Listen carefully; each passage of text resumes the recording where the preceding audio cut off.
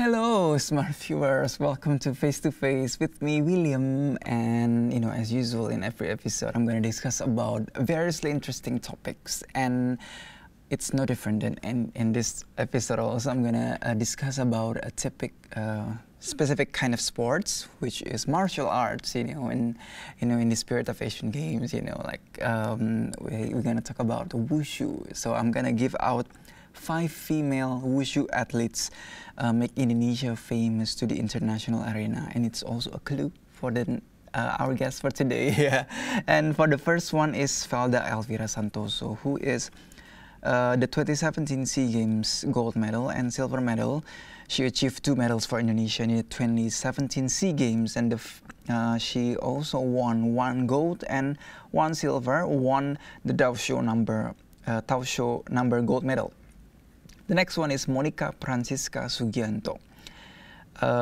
This SEA Games 2017 silver medalist in Tausho number from women's Wushu sports at the SEA Games 2017. The next one is Cindy Martono.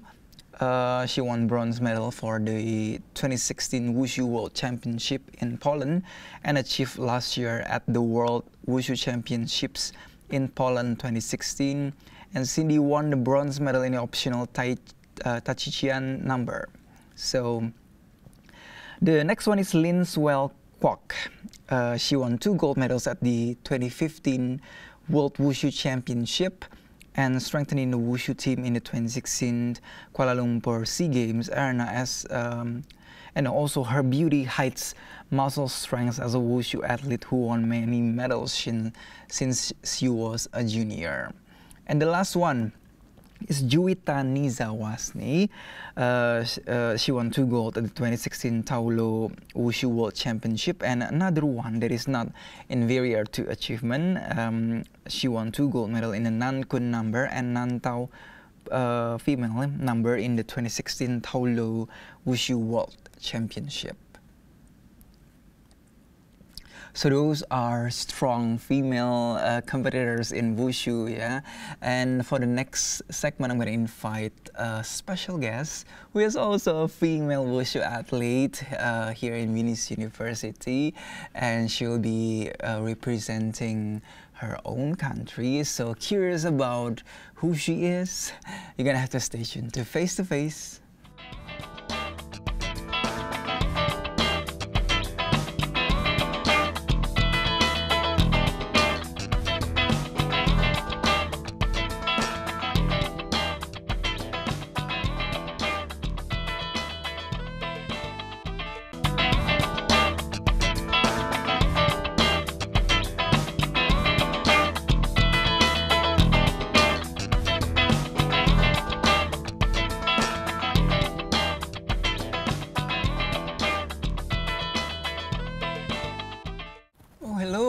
Smart viewers, welcome back to Face with me, William.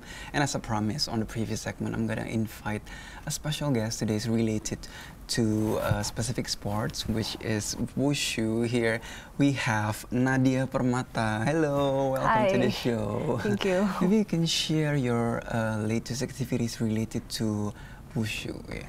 Well, right now I'm still preparing myself for the next year competition. I'll be debuting in the 2019 SEA Games. Oh, yeah. Oh, yeah. So it's a year. Yeah, it's next a year difference, yeah. So I'm interested, also curious about how you got interested in Wushu. As you know, there are lots of sports. Why you got attracted to this particular sport? Well, in Wushu itself, we have some unique movements, and we have unique kind of jumps, which ordinary people cannot do actually, because it's kind of difficult, and yet it's kind of dangerous for ordinary people to try like that. Yeah. Okay. So it has a specific moves that other type of martial arts or sports doesn't have. Yeah. Yep. Maybe you can also share like about growing up, childhood, like how you got interested in Wushu and who introduced the Wushu to you, you know, like? Well, I started doing Wushu when I was 8. That time, I did not think that I'll be an athlete. I was still such a nerdy kid at school, only focusing Wushu as a lesson like that. Yeah, because my mom wanted me to learn Wushu to fight myself when people attack me like that. It's just self-defense. Yeah. And then a year later, my coach told me to actually participate in a small competition first. Yeah, and then I directly won a silver medal, which my coach said that, okay, you need to learn more to join bigger competitions in the next year. Then I practiced more, and by the time in 2011, I got chosen by the Jakarta Wushu team to be an athlete of it. Yeah, like that. Oh, yeah. So that's how you got into, like, joining the competitions. Yeah. And also maybe you can share, you know, like, what are the biggest achievements that you got in competitions? On 2011, I was breaking the Muri record. Oh. Yeah, I got a bronze medal in the greatest sports championship in Indonesia, which is PON. I achieved the bronze medal when I was 11 years old and 11 months. And then by 2017, I was the only Indonesian who win a gold medal in the Asian Junior Wushu Championships in Korea. And by July 2018, I just came back from Brazil and brought home 3 silver medals. Oh, wow. Yeah. That's a whole lot of achievements. Yeah. There's a whole lot of medals. and also you got the chance to travel around abroad, the world. Yeah. So that's another benefits to it. Yeah. And also, are you like focusing more on Wushu, or do you learn other type of martial arts? Well, probably as a Jakarta Wushu athlete and also a national Wushu athlete, we cannot join other sports team if we are in the Wushu team already like that. So I'm not joining any of other sports. Did you learn, or do you learn about other types of martial arts, not just for competitions, or just you focusing on? No, I'm just focusing on Wushu, one thing. Wushu. And like who? And also I'm curious about like who introduced you to Wushu and like you know, like the activities of it. Well, first I know Wushu is from my cousins. They introduced me to Wushu, like there's a Wushu lesson nearby. So I actually came to actually see at the first time, and I was interested to join like that. Yeah, that's how I actually know Wushu. And also like it deals with like weapons or something like that. Yeah. Like, so tell me about the experiences. Maybe there are some, you know, like, you know, you practice and you learn, and maybe you can share. Well, here I am actually using Tao and Kun. Tao is actually a broadsword, and Kun is actually a long weapon that is known as staff, like that. Yeah, that Tao and Kun is representing a kind of emotional person. Emotional. Yeah, emotional person. And there are other weapons such as Tian and Tiang, that is sword and also spear. Oh, so there are a lot of like weapons, like, and it's according to the emotional personality person, traits. Oh, how did you find that kind of, like, you know, like, oh, it suits me, or like that? Yeah. Tell me about the process. Firstly, I'm not the type of girl who is such a feminine girl. Oh, yeah. Yeah, and then I'm kind of emotional person, and yet I'm not impatient. So my coach said that it's better for you to learn Tao and Kun, like that. Oh, so it's like by determining, by analyzing your personality, and then you choose the weapon, you choose like that, or? Yeah, it's kind of based on my personality, like that. So you didn't like take a second back, like, oh, it didn't suit me, and then you try another one or something? If the coach said it doesn't suit me, he or she will directly pull me out of the weapon and change it like that. Oh, yeah, so it's kind of like that. Yeah. And like, tell me about, you know, like, what are you anticipating for the next competition? Well, probably I'll be joining the senior national Wushu team since it's my last junior age this year. Yeah, I'll be debuting next year in senior, which they'll directly pull me up to the Platnas. Platnas is like a training with the others athlete. From senior, like beginning. Yeah, senior. With the other senior, but here in Jakarta, like that. Oh yeah, so the conversation is getting interesting, but we're gonna have to take a little break. So stay tuned to Face to Face.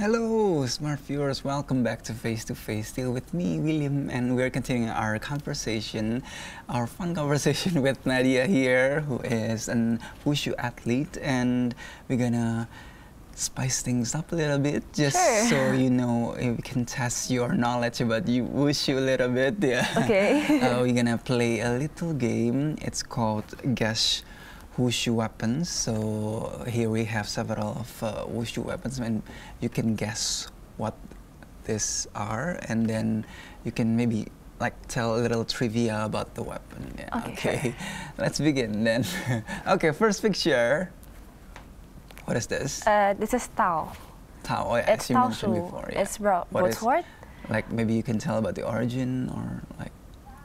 This is the one that I play, that I said in the first case.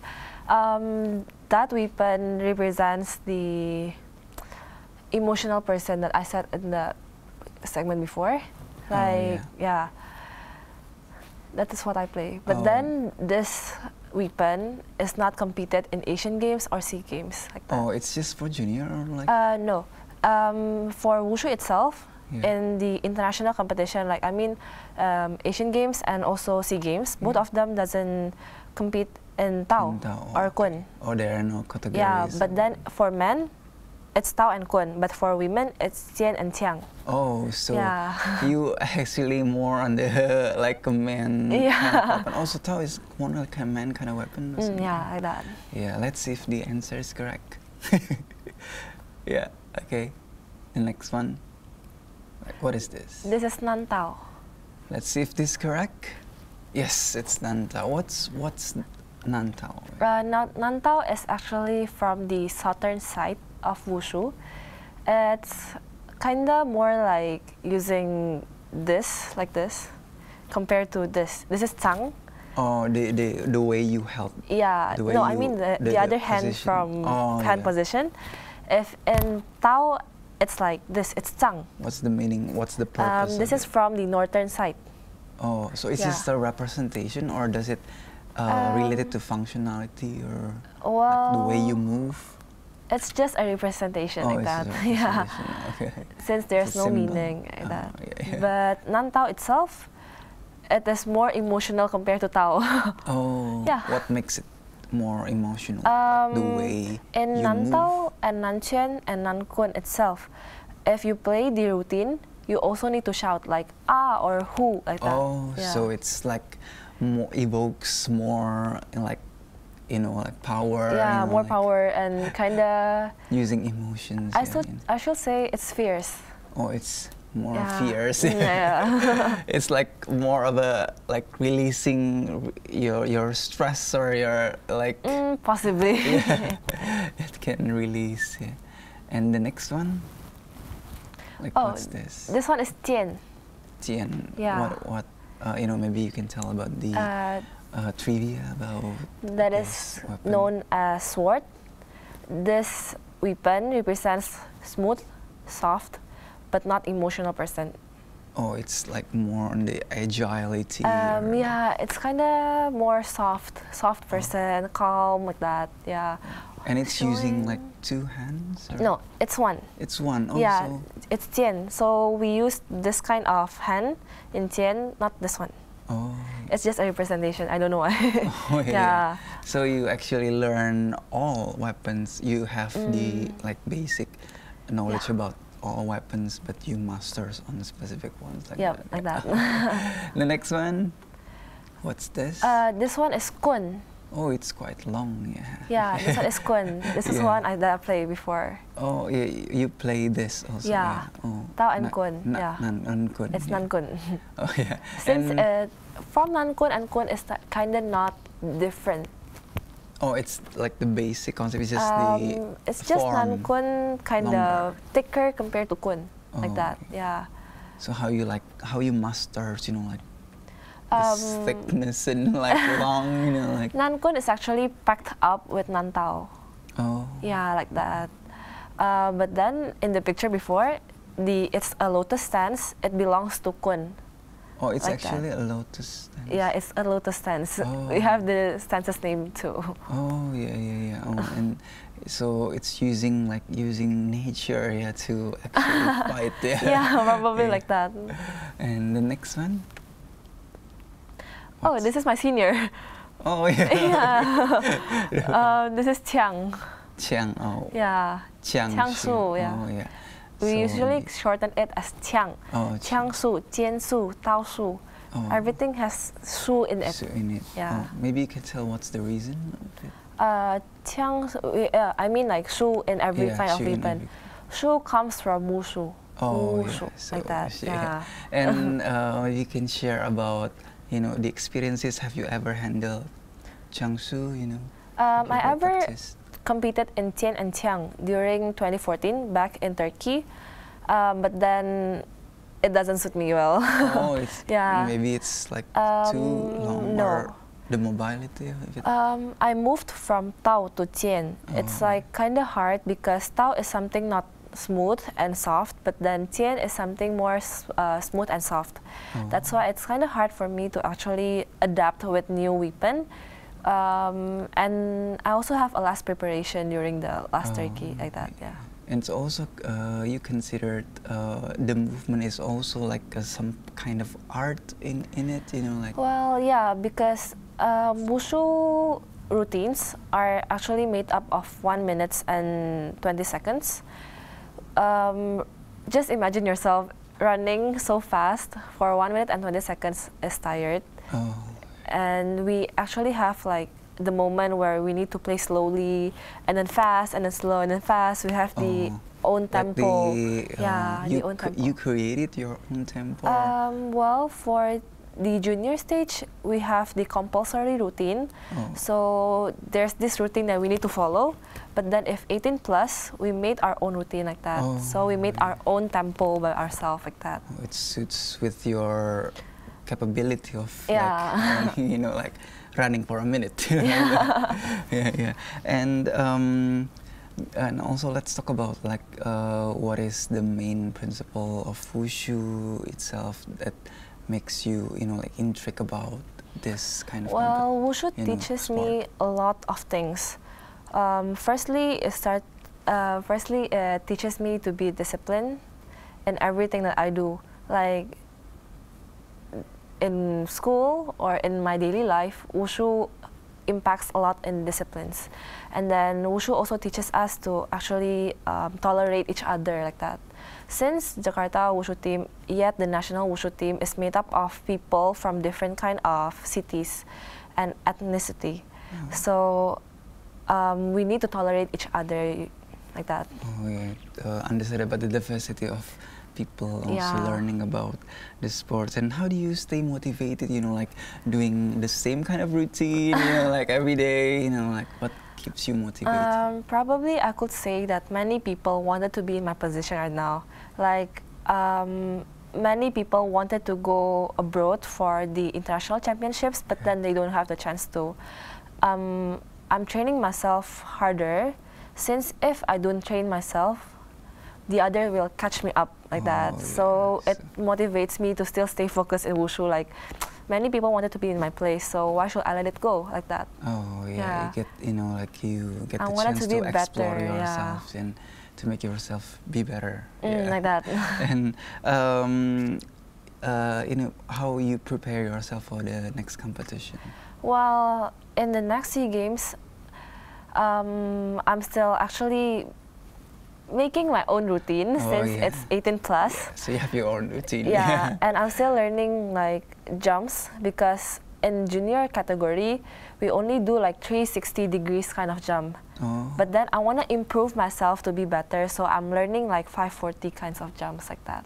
540, oh. Yeah, we have the degrees itself. Oh, wow, it's specific also. Yeah. So thank you so much for joining our talk show. We hope that, smart viewers who are interested in learning sports or martial arts may be motivated after, this conversation. Yeah.